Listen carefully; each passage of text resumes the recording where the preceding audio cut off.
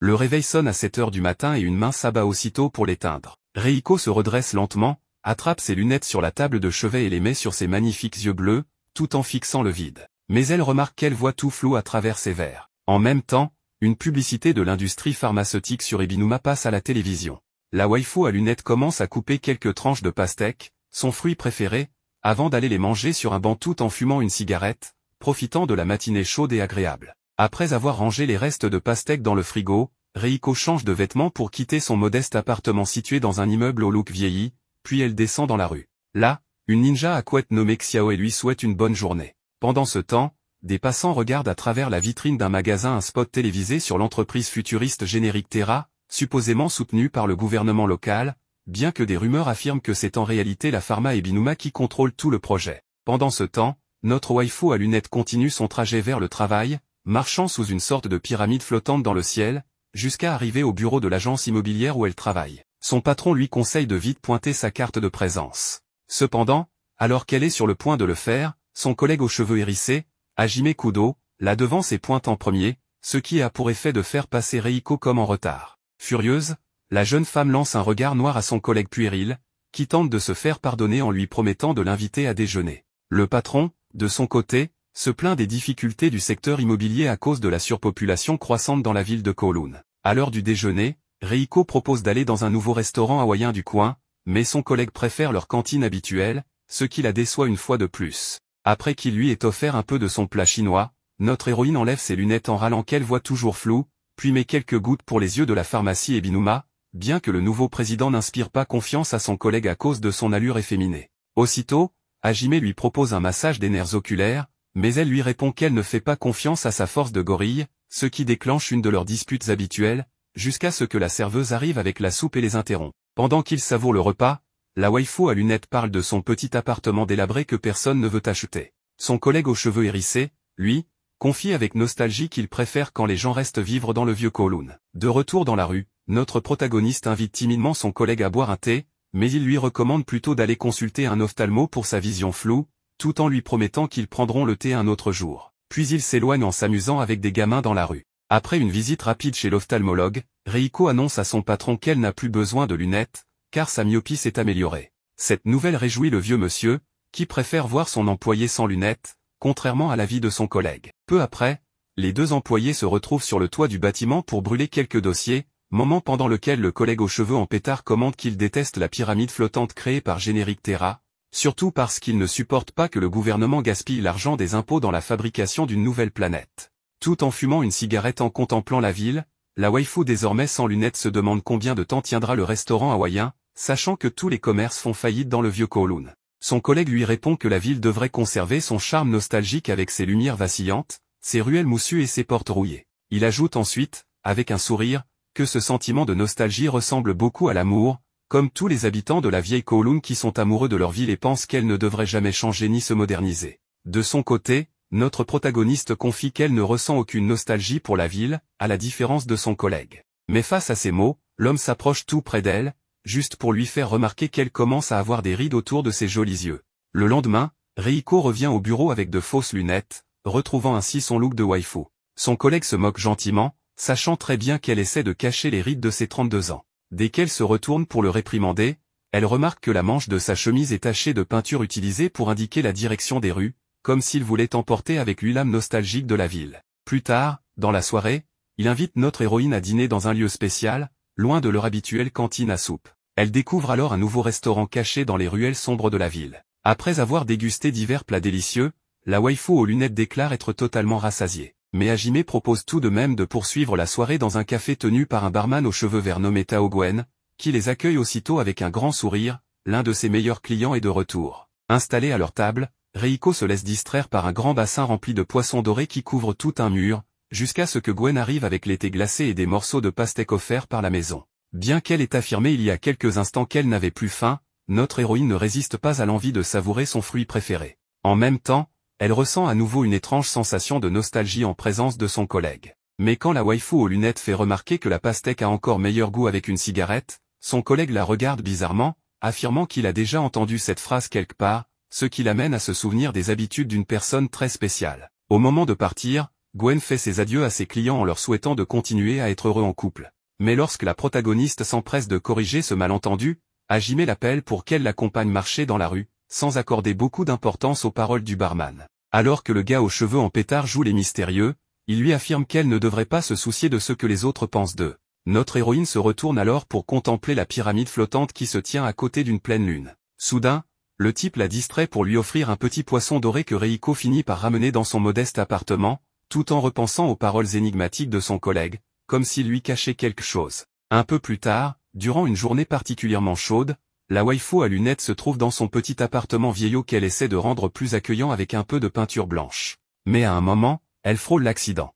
Après une longue journée de travail, notre protagoniste constate qu'il ne lui reste plus qu'un seul mur moisi à repeindre. Malheureusement, la chaleur et la fatigue la rendent presque inconsciente, jusqu'à ce que le gars aux cheveux en pétard la rattrape juste à temps. Il lui propose alors de lui demander de l'aide la prochaine fois, pour qu'ils puissent s'y mettre ensemble. Puis, il lui tend une canette de soda bien fraîche pendant qu'elle lui explique qu'elle veut rendre son appartement plus agréable, inspirée par les paroles d'une certaine personne. Sans hésiter, Hajime pense qu'elle parle de lui, ce qui pousse Reiko à lui dire de ne pas se croire si important. Mais lorsqu'il commence à peindre le dernier mur, elle murmure en voix off qu'en réalité, elle est follement amoureuse de lui. Le lendemain, Reiko erre dans la rue à la recherche du restaurant qu'ils avaient visité la dernière fois. Ne le trouvant pas, elle décide de se rendre à l'agence immobilière où travaille son collègue, qu'elle trouve en train de faire la sieste. Elle en profite pour le taquiner en se faisant passer pour le patron, jusqu'à ce qu'il se réveille, et l'embrasse passionnément à la française. Surprise, la waifu à lunettes tente de le repousser en se débattant, jusqu'à ce qu'il arrête enfin, pour ensuite lui demander pardon en lui expliquant qu'il l'a confondu avec quelqu'un d'autre. À l'heure du déjeuner, Hajime part seul manger au restaurant habituel, prétendant que sa collègue n'a pas faim. Profitant de son absence, Reiko fouille son bureau et tombe sur une photo de lui avec une femme. Mais à la vue de cette image, notre héroïne reste figée, ce qu'elle découvre la bouleverse profondément. Encore troublée, elle sort marcher dans la rue, portant avec elle ce goût amer, jusqu'à ce qu'elle tombe par hasard sur la cafétéria tenue par Gwen. En regardant à nouveau la photo, Reiko découvre que le barman Gwen est celui qui l'a prise, le jour où Hajime s'est fiancé avec cette mystérieuse femme. Mais ce qui la choque encore plus, c'est qu'en observant bien, elle réalise que la femme sur la photo, c'est elle. Reiko pense à tout ce qui s'est passé. Elle ne sait pas qui elle est, ni ce qu'il se passe. Elle reçoit un appel de Xiaoe, une fille qu'on avait déjà vue saluer Reiko plus tôt, parce que quelqu'un dans un appartement voisin fait trop de bruit. Reiko va alors demander ce qu'il se passe, et de l'appartement sort Xiaomei, une fille blonde entourée de peluches, les mascottes de la grande entreprise qui dirige tout ici. Elle pensait que Reiko venait chercher les peluches restantes à livrer, il en restait 50 à faire, mais en voyant Reiko, elle est surprise et l'invite chez elle. Les deux commencent à discuter tranquillement, et comme Reiko est perturbée par tout ce qui lui arrive, elle finit par lui raconter toute son histoire. Elle lui montre la photo et lui demande ce qu'elle en pense. Évidemment, Xiaomei pense que c'est bien elle sur la photo, Reiko avec son fiancé, comme l'indique le texte écrit en bas de l'image. Mais Reiko explique qu'elle n'a aucun souvenir de tout ça, elle ne sait pas si c'est bien elle, même si elle se ressemble énormément, et qu'elle travaille justement avec Hajime, le mec de la photo, mais qu'il ne lui a rien dit. Alors, Xiaomei lui répond, si tu dis que ce n'est pas toi sur la photo, alors ce n'est pas toi. Elle demande à Reiko de l'observer de la tête aux pieds, car elle a elle-même subi de nombreuses chirurgies esthétiques et a totalement changé de vie. Aujourd'hui, elle est une nouvelle personne et a le droit de vivre ainsi. Elle fait comprendre à Reiko que si elle ne veut pas être la fille de la photo, elle n'a pas à l'être. Elle lui offre des petites tartelettes, qu'elle a découvertes après sa renaissance post-opératoire. Reiko les trouve délicieuses, et voilà qu'elle s'est fait une nouvelle amie. On voit ensuite un flashback que Reiko ne se rappelle pas, quand Hajime est arrivé de Japon pour travailler à Kowloon, il a rencontré sa collègue Reiko, qui travaillait déjà là. Une femme identique, ou plutôt la même, que notre Reiko, mais avec tous ses souvenirs. Elle a une personnalité différente, porte des lunettes et des boucles d'oreilles. C'est elle qui a fait visiter les lieux à Hajime, qui lui a montré où manger, dans le même resto où Hajime emmène la Reiko actuelle, et qui a dit apprécier son prénom parce qu'il porte chance en cantonais. En gros, toutes les conversations que Hajime a maintenant avec Reiko, il les a déjà eues avec l'ancienne. Peut-être qu'il essaie ainsi de l'aider à retrouver la mémoire, on peut le supposer. Il monte sur le toit boire un jus de pastèque en fumant. Reiko lui dit que ce lieu la rend nostalgique, qu'elle aime cette ville, qu'il y a quelque chose de romantique ici. Hajime répond qu'il a souvent entendu dire que la ville allait disparaître, mais elle lui dit qu'on dit ça depuis longtemps, et elle est toujours là. On voit alors que Hajime tombe peu à peu amoureux de cette version actuelle de Reiko. On revient à la Reiko actuelle. Elle mange du poulet au citron avec Xiaomei, et elle adore ça. Mais elle continue à parler de cette histoire de perte de mémoire. Xiaomei lui dit que si elle veut vraiment savoir ce qu'il s'est passé, elle n'a qu'à aller directement parler à Hajime. Mais si Hajime ne lui dit rien, c'est sûrement pour une bonne raison. Peut-être qu'il attend qu'elle retrouve ses souvenirs d'elle-même. Peut-être qu'il ne veut pas causer plus de soucis. Le jour suivant, au travail, Hajime propose à Reiko d'aller manger. Elle refuse, alors Hajime part tout seul. Encore perdue dans ses pensées, elle décide de remettre la photo à sa place, chez Hajime. Et enfin, on apprend qu'un nouveau centre médical intégré d'Ebinuma est en cours de promotion. C'est essentiellement un endroit pour vérifier ta santé, mais aussi un centre esthétique que Yaome et Reiko fréquentent, et où Xiaoe va également. Les trois passent ensemble une série de tests et de contrôles. À la fin, elle voit que le médecin propose des consultations sur des sujets esthétiques, et Reiko souhaite prendre un rendez-vous. On découvre aussi que Hajime, pendant son temps libre, s'est rendu au bar qu'il fréquentait régulièrement, mais il est surpris d'apprendre que Gwen, le barman, a démissionné. Il n'est pas le seul à s'y rendre, Reiko et Yaome, qui veulent en savoir plus après tout ce qui s'est passé, vont également sur place et constatent que Gwen n'y est plus. Elle passe devant un vendeur ambulant, et Reiko voit des boucles d'oreilles. Elle se souvient alors que sur la photo où apparaît l'autre Reiko avec Hajime, elle porte des boucles d'oreilles, mais Reiko n'a pas les oreilles percées, ce que Hajime lui avait justement demandé. Elle décide donc d'acheter des boucles d'oreilles à clip. Yaome, qui comprend ce qu'elle essaie de faire, lui montre une paire très semblable à celle de la photo. De son côté, Hajime cherche des infos sur Gwen, car c'est lui qui lui avait trouvé l'appartement qu'il loue. Mais quand il consulte les fichiers, il ne trouve rien, une erreur selon le système. En se retournant, il tombe sur Reiko. Mais il ne semble pas content de la voir. Reiko porte des lunettes et les fameuses boucles d'oreilles clipsées. Hajime, pas très aimable, s'approche et lui dit de ne pas faire de bêtises, de ne pas jouer à ses idioties. Reiko est très affectée par ces paroles et finit par en parler à son ami Yaome.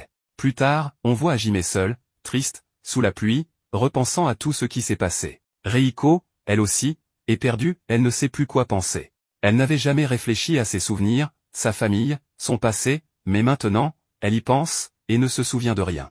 Il semble donc clair qu'elle a perdu la mémoire. Le lendemain, pendant une pause au travail pour fumer une cigarette, Hajime croise Reiko à nouveau. Tous deux veulent s'excuser, mais c'est Hajime qui le fait en premier, admettant qu'il était en colère et qu'il s'est comporté de manière puérile. Reiko lui propose alors d'aller manger quelque part, cette fois pour qu'il puisse lui présenter ses excuses.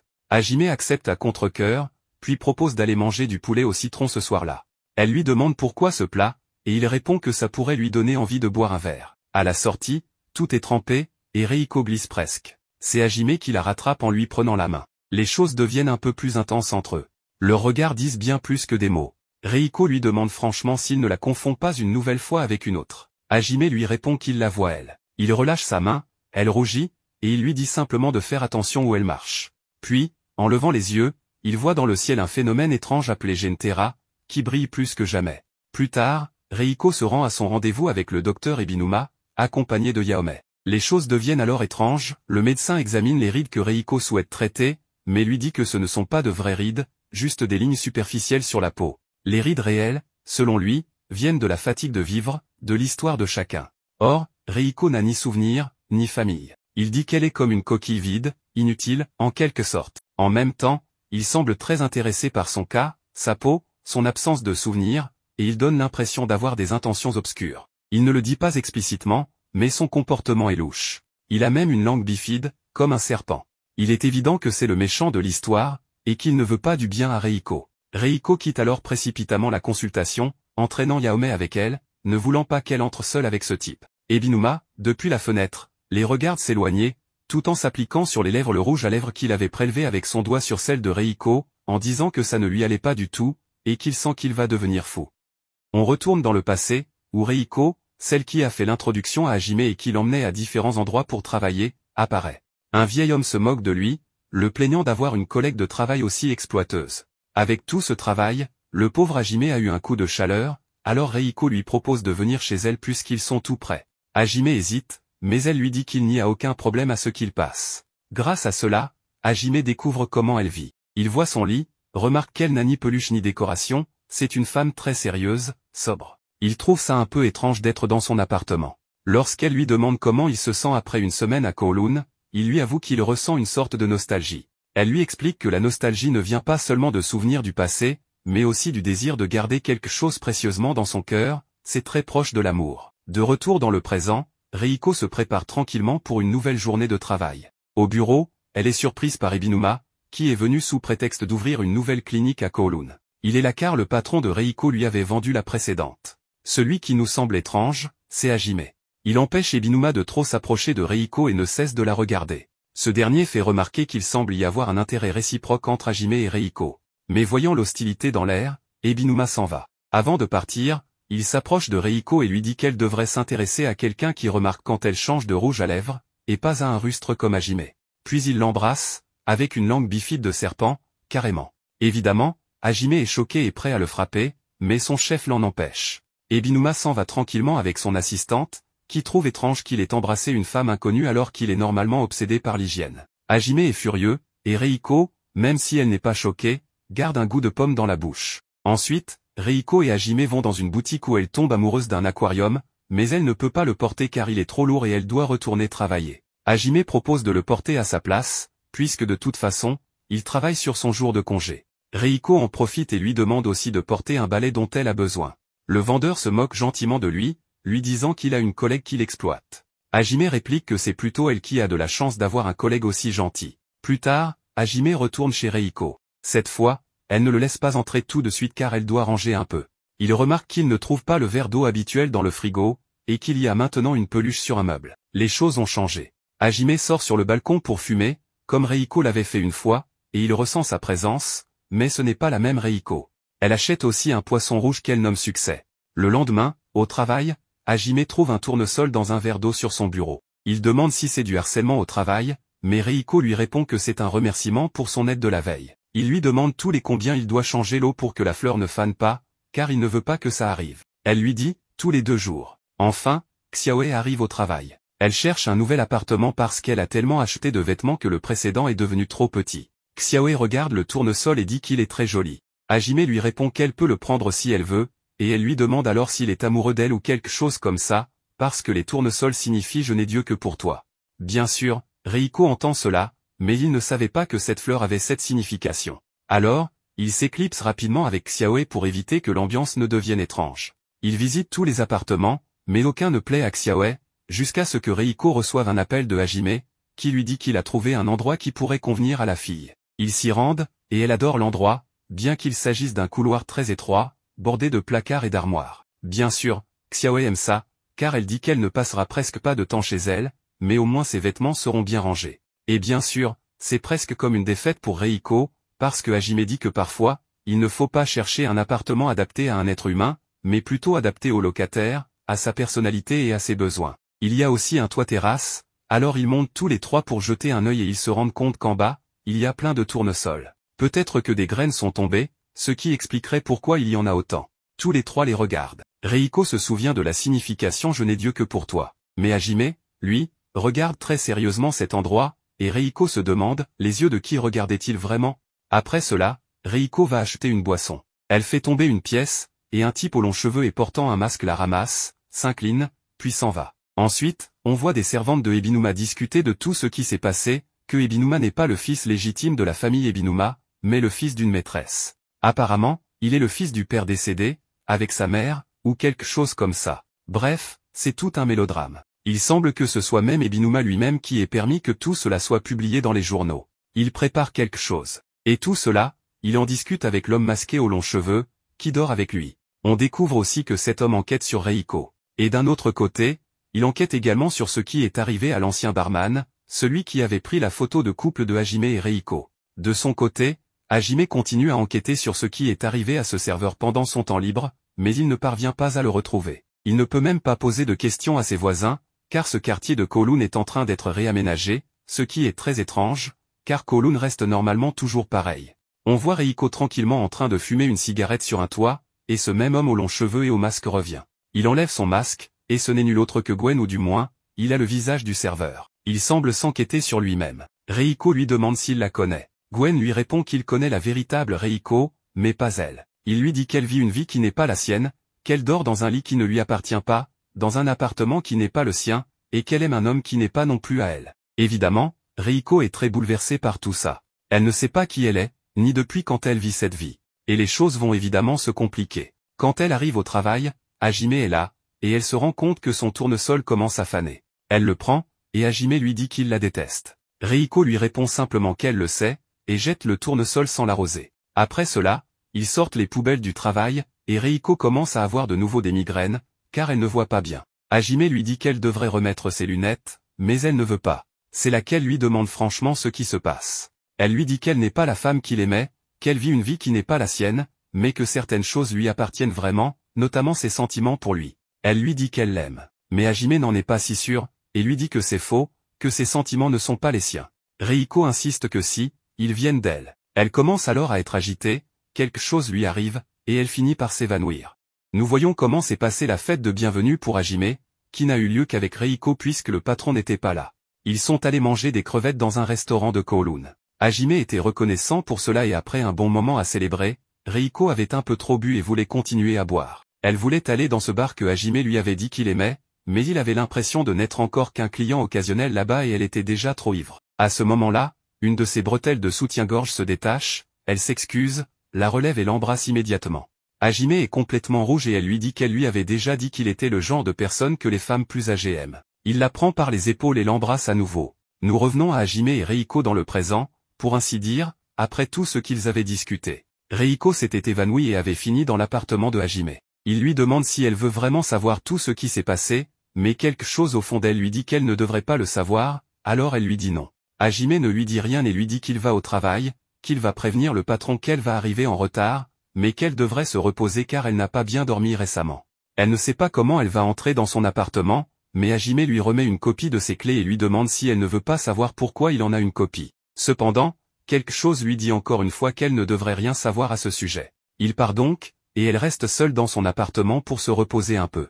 Après cela, les choses se clarifient un peu lorsque nous voyons Ebinuma se promener avec Gwen, et il s'avère qu'ils sont en quelque sorte en couple. Gwen lui dit qu'elle ne devrait pas s'éloigner autant de lui, car à tout moment son autre moi pourrait apparaître et essayer de le séduire, car ils pourraient partager les mêmes intérêts amoureux, et cela la préoccupe. Il devient donc évident qu'il y a une histoire de clone ou quelque chose du genre. Ils arrivent au bar où l'autre Gwen, celui qui a disparu, travaillait. Ce Gwen veut retourner dans une ruelle où il avait installé une petite maison pour les chats errants, mais maintenant il n'y a plus rien. Il se passe quelque chose de bizarre à Kowloon, même certains produits que Ebinuma avait sortis il y a longtemps sont maintenant vendus comme des articles nouveaux. Mais Ebinuma lui dit que c'est parce que les livraisons de produits ne sont pas uniformes dans tout Kowloon, donc c'est normal que ça arrive. Pourtant, quelque chose de bizarre se passe, et le plus étrange, c'est que lorsqu'il commence à parler de Reiko, la Reiko que nous connaissons, Gwen précise qu'elle a un grain de beauté, et Ebinuma est surpris car les clones ne peuvent pas reproduire les grains de beauté. Ce ne serait donc pas un clone en soi, ce serait la Reiko originale,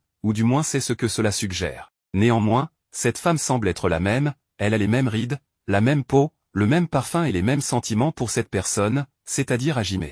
Plus tard, Reiko peut rencontrer Yaome, qui est ravie de son nouveau travail et, voyant que Reiko semble un peu étrange, lui demande si elle a découvert quelque chose.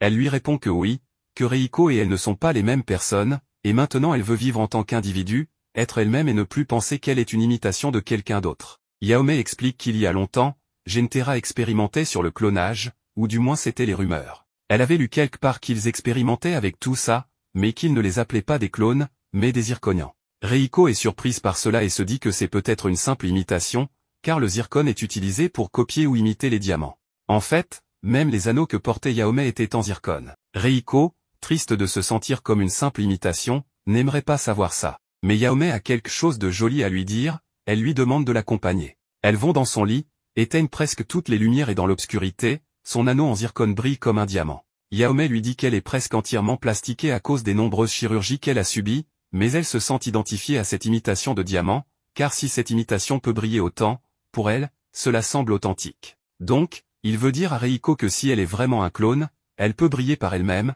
qu'elle n'est pas une simple imitation. Au travail, Hajime retrouve à nouveau Reiko, et elle sort manger avec Yaome.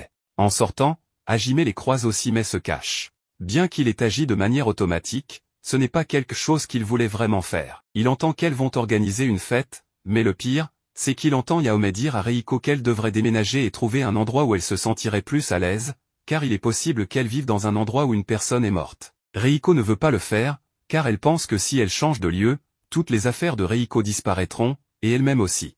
Hajime entend tout cela et il est clairement affecté. Plus tard, au travail, pendant une pause cigarette, Reiko invite Hajime à la fête de Xiaoe, mais il refuse. Pourtant, il lui donne beaucoup d'argent car il voulait contribuer à l'occasion spéciale. Lorsqu'elle quitte la terrasse, elle ferme la porte, se tourne et pose sa main sur la porte comme pour être plus proche de lui. Hajime fait de même, mais il n'arrive pas à toucher la porte car il ressent encore le fantôme de Reiko. Arrivé à la fête de Xiaoe, on voit Hajime, qui avait refusé de venir. Yaome décide de servir tout le monde, et sert une tranche de poulet suivie de plusieurs citrons à Hajime, qui n'a pas son mot à dire. Yaome continue d'insister sur le fait que Reiko devrait changer d'appartement. Elle lui montre un magazine avec des endroits disponibles et lui demande si elle ne devrait pas le faire. Cependant, Reiko refuse, alors Yaome demande l'avis de Hajime. Celui-ci lui répond que cela lui est égal, que si elle veut changer, elle peut le faire. Reiko insiste qu'elle ne veut pas quitter cet endroit. La fête se termine, et Hajime et Reiko restent pour fumer une cigarette avant de partir. À lui, il reste la dernière, et à elle, plus rien. Il regarde la lune, qui est très brillante car c'est la pleine lune. Reiko voit une publicité de Ebinuma et se souvient du jour où elle les a visités, quand il allait ouvrir une nouvelle clinique. Hajime se souvient qu'il l'a embrassée, mais au lieu de l'embrasser maintenant, il souffle la fumée de sa cigarette et lui dit qu'elle est trop négligée et sans protection. Il regarde la lune, et Hajime lui dit qu'elle brille tellement parce qu'elle reflète la lumière du soleil, mais il se demande ce que reflète l'objet de Gentera. Reiko lui répond que c'est l'espoir. Hajime rentre chez lui, pensant à tout ce qui s'est passé et réalisant qu'il ne peut pas avoir d'espoir. Le lendemain, il joue avec les anciens et Reiko arrive. Il remarque qu'il manque un des anciens, et ils ne savent pas vraiment ce qui est arrivé. Nous voyons que cet ancien qui jouait toujours avec eux est maintenant avec Ebinuma et Gwen. Ils pensent qu'ils vont lui parler de sa santé et des résultats de ses examens récents. Dans un autre endroit, ils amènent un autre ancien similaire, et lorsque ce dernier entre dans Kowloon, celui avec Ebinuma disparaît immédiatement. Ebinuma est surpris, mais il dit aussi à Gwen qu'il devrait être tranquille maintenant, car si l'un est là, l'autre ne doit plus exister. Plus tard, Hajime travaille sur son ordinateur, il se demande s'il veut écraser un fichier, ce qui fait référence à ce qui se passe avec les personnes de Hajime. Ebinuma est intéressé par ce qui est réellement arrivé à Reiko, pourquoi elle ne serait pas un clone, mais plutôt l'original, ou du moins c'est ce qu'il pense. Gwen, bien qu'il ne soit pas le Gwen original, dit qu'il ne veut pas parler de ce qui est arrivé à Reiko et de sa disparition. Hajime demande directement à Reiko ce qu'elle sait et combien elle sait de ce qui se passe réellement. Reiko lui répond qu'elle n'est pas Reiko et que Gwen lui a dit cela. Hajime est surpris, car quelque chose ne va pas. Il a cherché Gwen sans succès, mais Reiko l'a rencontrée. Et là, il fait la plus grande révélation, il avait vraiment tué Reiko. Retour chez Gwen, il dit à Ebinuma que tout ce qui s'est passé à ce moment-là doit être une erreur. Hajime révèle à Reiko qu'il a assassiné l'ancienne Reiko, mais ce n'est pas vrai. C'était une provocation, une façon de tester sa réaction. Une blague de très mauvais goût, certes, mais selon lui, le message à retenir est que l'ancienne Reiko n'est plus là. Reiko, troublé, se rappelle alors une photo de deux ensemble et lui dit qu'il ne voudra sûrement pas l'oublier. À cet instant, Hajime montre une expression inhabituelle, bien différente de son visage impassible habituel. Il lui dit finalement de rentrer à la maison. Après cet échange, Reiko parle avec Yaome, qui est convaincu que Hajime dit la vérité et qu'il a vraiment tué l'ancienne Reiko. Pourtant, Reiko ne le croit pas capable d'un tel acte. Elle se souvient d'une expression similaire qu'elle avait déjà vue sur son visage, le jour où elle avait mis des boucles d'oreilles semblables à celles de l'ancienne Reiko. Elle pense être la seule à l'avoir remarqué, ce qui la rend étrangement heureuse. Cela l'encourage à vouloir mieux connaître Hajime. Le lendemain matin, Reiko découvre dans la maison une collection de livres appartenant à l'ancienne Reiko. Curieuse, elle commence à les lire avec enthousiasme. À un moment, elle reçoit alors un message de Yaome. En reposant le livre, elle remarque une bague en zircone au bout de l'étagère. Les secousses persistent. Le jour suivant, au travail, Reiko et Hajime semblent exténués. Reiko n'a presque pas dormi, absorbée par sa lecture. Elle demande à Hajime s'il a une librairie préférée, car il lui manque la suite du livre. Il accepte de y accompagner. Yaome les rejoint, bien que sa présence soit tendue, elle ne cache pas son hostilité envers Hajime, jouant le rôle de l'amie protectrice. Il leur prête des parapluies pour traverser certaines rues dangereuses de Kowloon. Ils arrivent à la librairie L'étagère désordonnée, où Xiaoe les accueille au comptoir. Reiko se dirige vers l'étagère pour trouver la suite de son roman de mystère japonais, mais elle découvre des erreurs d'impression dans le livre. Déçue, elle refuse que Hajime lui raconte la fin, elle préfère découvrir l'histoire par elle-même. Finalement, elle choisit un autre livre intitulé Voyager seul à travers le monde, un recueil de photos touristiques. Hajime remarque que ce livre est obsolète, mais Yaome le coupe, affirmant que Reiko peut choisir ce qu'elle veut. À ce moment-là, Hajime se souvient que l'ancienne Reiko ne s'intéressait qu'à Kowloon. Plus tard, Reiko discute avec Yaome. Cette dernière lui conseille d'arrêter de s'attacher autant à l'ancienne Reiko, de ne pas chercher à faire ce qu'elle faisait. Mais Reiko veut au contraire en apprendre davantage sur elle, et elle aime vraiment ses livres. Yaome, elle, se sent comme une rivale amoureuse qui aide malgré tout sa concurrente. Pendant ce temps, Ebinuma se prépare à passer à la télévision. Avant de partir, il dit au revoir à Gwen. Les domestiques félicitent Gwen, affirmant que depuis son arrivée, Ebinuma est bien plus calme. Lors de l'émission, consacrée à la chirurgie esthétique, un assistant attaque verbalement Ebinuma, l'accusant d'être un héritier gâté au conseil creux et mensonger, un clone génétique sans authenticité. Ebinuma réagit violemment, le frappe, et défend son point de vue, hériter de tout, c'est aussi perdre des choses essentielles. La séquence est interrompue par la publicité. En regardant l'émission, Yaomé fait remarquer à Reiko qu'il a en partie raison. Suivre le chemin qu'un autre a tracé, c'est perdre son identité. Reiko se sent visée, car elle cherche justement à mieux comprendre l'ancienne Reiko. Alors qu'elle mange dans un petit restaurant, la propriétaire leur offre des billets de cinéma. Reiko veut y aller, mais Yaomé refuse. Le nom de l'actrice ravive de mauvais souvenirs. Elle avoue plus tard être cette actrice, ayant fui sa vie passée. Sa mère l'avait forcée à suivre une carrière d'actrice et de mannequin, décidant même de ses boucles d'oreilles. Étouffée, elle avait tout abandonné pour recommencer ailleurs. Reiko essaie de la contacter mais n'obtient aucune réponse. Elle se confie alors à Hajime, cherchant une idée de cadeau à offrir à Yaomé. Mais elle ne sait pas quoi donner à quelqu'un qui a dû renier son passé. Hajime lui conseille d'arrêter de trop réfléchir et simplement d'aller lui parler. Reiko achète alors des tartelettes aux œufs, la pâtisserie préférée de Yaomé. Quand elle se revoit, Yaomé demande à Reiko de lui dire qui elle est, ce qu'elle pense d'elle. Reiko répond qu'elle est forte, joyeuse, franche. Mais Yaomé nie, elle dit avoir joué un rôle toute sa vie, menti à tout le monde. Reiko lui répond que ce n'est pas mal d'agir comme on aimerait être, que même de faux zircons peuvent briller comme des vrais. Elle lui demande si tout ce qu'elle a partagé était faux. Ému, Yaomé la serre dans ses bras et la remercie de l'avoir cherché. Reiko l'emmène alors dans un magasin de bijoux, l'invitant à choisir une paire de boucles d'oreilles. Yaomé choisit un modèle que sa mère lui avait autrefois interdit. Reiko les lui offre. Puis, elle aperçoit Hajime sortant du magasin, le désigne du doigt et déclare que c'est lui qui lui plaît. De retour de l'émission, Ebinuma reçoit un appel de son père, qui a évidemment vu le passage à la télévision. Il devra lui rendre visite. On revient alors à un souvenir du passé, lorsque l'ancienne Reiko et Hajime sont allés pour la première fois au bar de Gwen. L'ancienne Reiko lui dit qu'ils font un bon café ici, et qu'elle valide l'endroit. Elle fume et mange de la pastèque, comme elle aime le faire. Elle demande à Hajime s'il a des goûts particuliers. Il répond que ce sont souvent les autres qui remarquent ce genre de choses. Elle lui promet alors de découvrir tout ce qu'il ignore sur lui-même. Puis, elle part travailler. Hajime reste discuter avec Gwen. Il lui avoue qu'à son arrivée à Kowloon depuis le Japon, il pensait vivre un cauchemar, mais il aime cette ville. Les gens y sont chaleureux, la nourriture délicieuse. Gwen lui fait remarquer, avec malice, qu'il est tout simplement amoureux. À ce moment, on retrouve Hajime se réveillant en sueur, tremblant, quelque part à Kowloon. De son côté, Gwen prend un taxi. Le chauffeur s'étonne qu'elle veuille aller à Kowloon, un lieu où il n'y a rien. Arrivée sur place, Gwen descend seule, devant un paysage de ruines, dévasté, sans âme qui vive. D'un côté, Ebinuma se trouve dans la maison de style Yakuza où vit son père, Monsieur Ebinuma, qui le réprimande pour son comportement déplorable à la télévision tout en discutant des projets Gentera et Zirconian, soulignant que ces hommes savent déjà créer des clones améliorés. En retirant la peau de la main de son fils comme s'il s'agissait d'un gant, Ebinuma commence à parler de son amant aux cheveux verts, qu'il accueille ensuite chaleureusement dans sa maison pour une nouvelle nuit passionnée. Cependant, le lendemain matin, Gwen apprend que son amant veut le chasser de la maison. Il fait irruption dans la chambre de Ebinuma pour exiger des explications et le supplier d'abandonner son plan de vengeance afin qu'ils puissent continuer à vivre ensemble comme amants. Devant le refus de l'homme efféminé, Gwen lui dit adieu en lui mordant douloureusement les lèvres, laissant une marque comme le tatouage sur son dos, avant de s'éloigner en lui assurant qu'il l'aime toujours. De retour dans son appartement, l'homme aux cheveux verts se remémore son travail au Café des Poissons Dorés, où Hajime avait offert à son collègue Katryo la deuxième partie du même roman policier que l'île héroïne. Reiko, cependant, préfère ne pas le lire pour éviter d'être déçu par la fin. Contrairement à cette femme qui ne veut rien changer à sa vie,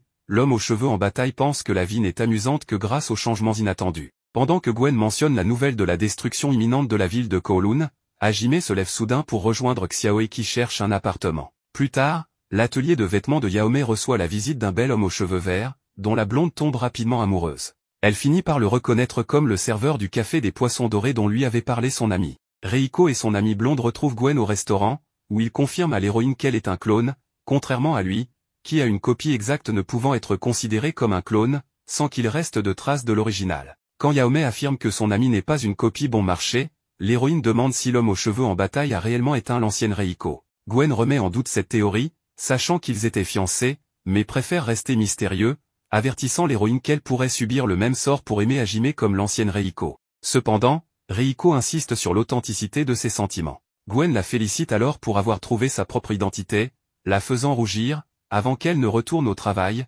promettant de le revoir plus tard. Seule avec Yaomei, Gwen apprend qu'elle vit à Kowloon depuis quelques mois et qu'elle n'en avait jamais entendu parler auparavant. Gênée, elle avoue avoir brièvement retrouvé son apparence originale avant une opération, mais grâce aux mots de son ami, elle a retrouvé son vrai moi, basé sur le choix de ce qui la définit, sans masque, pour faire ce qui la rend heureuse. Ces paroles font penser Gwen à son amant qu'il a écarté de sa vie. Yaomei lui demande s'il est possible que l'homme aux cheveux en bataille soit aussi un clone, et Gwen promet de le découvrir, bien qu'il sache au fond que ce n'est pas le cas. Pendant ce temps, à son bureau, Hajime regarde Ebinuma parler à la télévision d'un projet capable de restaurer des souvenirs perdus, tout en se moquant de sa collègue qui mange des nouilles et qui a de plus en plus de rides. Celle-ci ne s'offusque pas, ces rides prouvant qu'elle a vécu. Après le départ de l'homme, qui lui demande de réapprovisionner ses nouilles, la femme clone réalise que les sorties avec son ami et les mots gentils d'un homme différent sont des expériences prouvant qu'elle est vivante, confirmant qu'elle construit son identité authentique. Cependant, elle se demande ce que pense son collègue aux cheveux en bataille, nostalgique et conservateur, qui travaille désormais avec une personne très semblable à sa fiancée disparue, mais qui cherche à se distinguer de l'ancienne Reiko. Plus tard, Ebinuma rencontre le Dr Hong, qui confirme qu'il ne peut pas avoir d'enfant malgré ses organes féminins et masculins. Soudain, un homme aux cheveux gris et aux canines proéminentes, Yulong, interrompt la conversation, estimant inutile de discuter du projet Gentera. Ebinuma s'apprête à partir avec Yulong, tandis que Hong l'avertit que sa quête de vengeance ne le mènera nulle part. Yulong confirme que Ebinuma veut contrecarrer les plans de son paternel,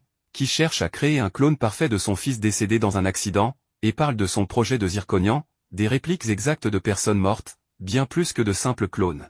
Ebinuma révèle qu'il développe un autre projet pour créer une réplique de Kowloon, que certains peuvent voir et d'autres non, comme Yulong, qui est né dans la ville originale, contrairement à Gwen, originaire d'une autre ville. Yulong évoque une femme, fille d'une célèbre actrice, vivant à la nouvelle Kowloon, qui ressemble désormais à une blonde après plusieurs chirurgies esthétiques. Elle pourrait voir la ville pour avoir ignoré son existence lorsqu'elle vivait isolée dans le manoir de sa mère. Incapable d'expliquer ces mystères, Yulong élabore une théorie farfelue selon laquelle Kowloon possède un flux d'énergie particulier, peut-être altéré par la pyramide de Gentera, qui résonne différemment selon les individus, permettant à certains de voir la ville et à d'autres non. Pour Ebinuma, ses ambitions liées à Ebinuma et au projet Gentera lui permettraient de voir la Kowloon qu'il veut concrétiser. Cette théorie ne s'applique ni à Yulong, qui ne voit pas la ville, ni à Yaomei, qui ignorait son existence. Ebinuma ne rejette pas totalement cette hypothèse et continue ses recherches, accompagné d'un employé de nettoyage masqué, connu pour porter de nombreux déguisements. Yulong prend congé de Ebinuma, l'avertissant de prêter attention à tout ce qui semble différent dans sa réplique de Kowloon, tout en espérant que la ville ne l'engloutira pas. Plus tard, Reiko et son collègue aux cheveux en bataille se rendent dans le quartier commercial. Elle lui raconte des anecdotes sur ses sorties avec Yaomei, jusqu'à ce qu'ils arrivent dans un magasin de nouilles instantanées orné de drapeaux de divers pays, bien que toutes soient fabriquées au Japon. Agacée par l'attitude immature de son collègue, Reiko s'éloigne vers un rayon de magazines de voyage. Hajime l'interrompt pour lui demander ses intentions de voyager à l'étranger, elle qui n'a jamais quitté Kowloon. En réalité, elle souhaite s'éloigner de lui pour qu'il cesse de la confondre avec l'ancienne Reiko de son passé et qu'il surmonte enfin sa perte. Alors que Hajime la retient par l'épaule pour lui demander de rester à ses côtés, un violent tremblement secoue le magasin, causé par une explosion ailleurs dans la ville. Hajime se précipite sur les lieux, demandant à Reiko de retourner au bureau. En remontant dans le passé, alors que l'ancien Reiko était encore en vie, Hajime et le serveur Gwen étaient réunis, partageant des bières. Le type aux cheveux en bataille a alors partagé sa décision de demander en mariage Reiko. Gwen s'est montré d'accord avec l'idée. Revenant au présent, Hajime s'approche de la zone où une explosion a révélé des décombres de bâtiments.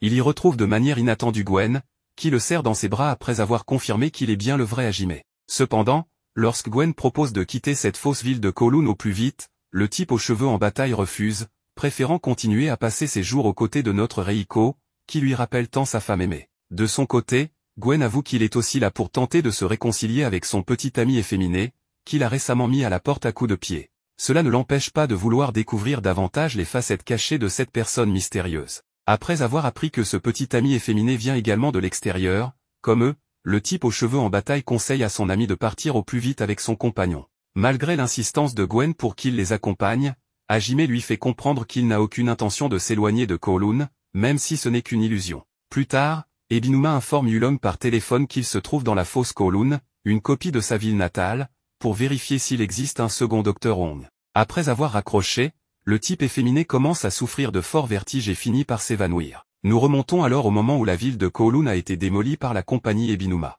Ebinuma rencontre pour la première fois son amant Gwen dans un bar. Ce dernier ne perd pas de temps et tente de flirter avec lui, se présentant comme un humble travailleur ordinaire. Gwen confie au barman qu'il vient de perdre sa maison, tandis que l'efféminé avoue que la perte récente de quelque chose de précieux l'a poussé à noyer sa tristesse dans l'alcool. Gwen décide alors de l'inviter dans un autre bar qu'il connaît. Une fois dans la rue, Gwen prête son manteau à sa nouvelle conquête, découvrant que Ebinuma est bien plus malin qu'il n'y paraît. En effet, Ebinuma a percé à jour son jeu, Gwen se fait passer pour une personne humble, mais cache de nombreux talents. Impressionné par l'intelligence de Ebinuma, Gwen lui confesse qu'il préférerait l'emmener dans un endroit plus chic pour boire, mais son manque d'argent l'oblige à choisir un autre bar miteux, juste pour passer plus de temps avec lui. Ebinuma éclate de rire face à cette honnêteté et finit par lui offrir un baiser français avec sa langue de serpent répugnante. Peu de temps après, le type efféminé se réveille, troublé par le murmure de femme qui lui rappelle sa mère. Il se rend compte qu'il se trouve dans les coulisses d'une maison de burlesque. Les filles qui y travaillent l'ont transporté dans un endroit sûr après l'avoir trouvé évanoui dans la rue.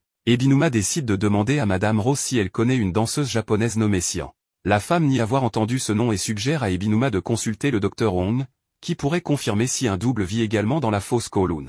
Soudain, une panne d'électricité frappe les coulisses, que Madame Rose associe à l'explosion récente dans une zone de la ville. À ce moment, notre Reiko entre pour réclamer le loyer, car la maison de burlesque fait partie des propriétés gérées par son agence immobilière. Voyant que la protagoniste ne semble pas l'avoir remarqué, l'efféminé la salue avec sa langue de serpent, ce qui permet à Reiko de le reconnaître immédiatement. Ils en profitent pour éclaircir plusieurs interrogations encore sans réponse. À la clinique Ebinuma, la femme clone demande à Ebinuma si elle serait l'un des zirconians créés par sa compagnie. Ebinuma se met à rire face à la quantité d'informations que la protagoniste possède sur un projet secret, grâce au travail de détective de son ami Yaome. Lorsque l'efféminé interroge Reiko sur les souvenirs de son passé, la protagoniste admet avec peine qu'elle a désormais compris qu'elle ne pourra jamais les récupérer, car ces souvenirs appartiennent en réalité à une autre personne. Cependant, elle déclare avoir décidé d'atteindre son moi authentique. Elle explique que beaucoup de gens la comparent constamment à la Reiko originale, bien qu'elle s'efforce de se forger une identité propre, notamment son collègue nostalgique, Hajime, qui reste attaché aux souvenirs de sa fiancée. Face à cette révélation, Ebinuma conclut que le type aux cheveux en bataille est l'original, et non une copie, étant l'un des seuls humains de chair et de sang, avec la blonde Yaome, son amant Gwen et lui-même, capables d'entrer et de sortir de la fosse Kowloon.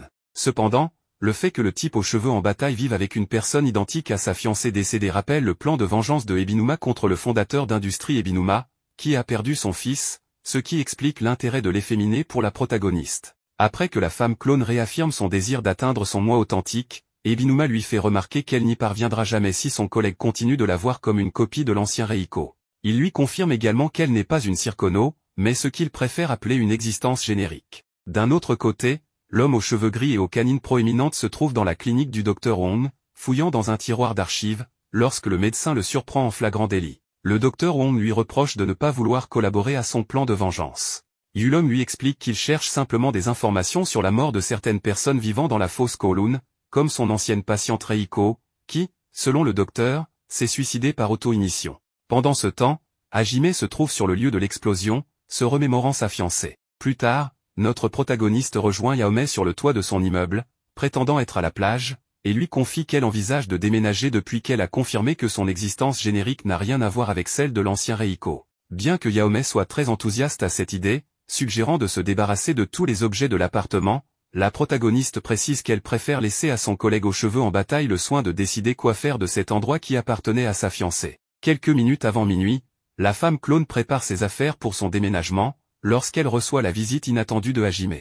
Il lui annonce que l'anniversaire de la mort de Reiko approche, ce qui la convainc de continuer à vivre dans cet appartement. Le lendemain, Yaome se fâche contre son amie pour avoir abandonné son projet de déménagement, jusqu'à ce qu'elle découvre la véritable raison de ce changement soudain. Malgré tout, la protagoniste accepte la suggestion de redécorer l'endroit où elle vit. Voyant que son amie souhaite acheter de nouveaux rideaux, Yaome l'invite à visiter une boutique située dans la capitale de Hong Kong, qui propose de jolis modèles. Au même moment, Gwen décide d'abandonner la nourriture saine pour commander une pizza via une application de livraison.